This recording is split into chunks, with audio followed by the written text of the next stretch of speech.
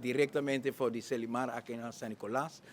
Acaba de reunir com o Plugnan de Selimar, que está fazendo trabalho grande, todo dia para a nossa comunidade, fazendo Aruba Limpa. Me quero abrir e pedir aplauso para nós.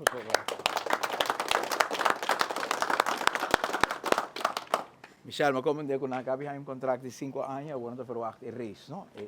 É aumento. Sei dat de deliberação Ok, ok. Lo também merecitava. Seguro que sim, seguro que sim.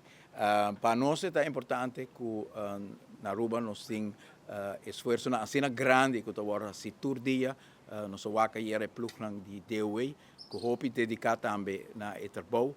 Nós temos plugnan de Selimar, nós temos plugnan de TPF, tem parque também tem plugnan e Aruba depende hope de plugnan aqui. Então trabalho hope duro de mainta tempang na tarifa caminda e per motivo é também durante o último luna que nós acompanhamos sobre vez tem visita de bairro, nós mira que nós fazemos bairro na limpe, e o povo apreciar enormemente que nós fazemos esse trabalho aí, pero bota mira também que desde que o dom passera o retraso para a limpeza de Aruba está reto hopi grande para bisa solamente que o plugnan nós logra de hal in o retraso aí. Per motivo aí nasce a ideia para nós ter uma campanha nacional que nós pedimos comunidade, setor privado, toda instância, todo clube, toda organização na Aruba para contribuir para nós cuidar da Aruba, nós ter Deus dona nós ter aqui nós apreciar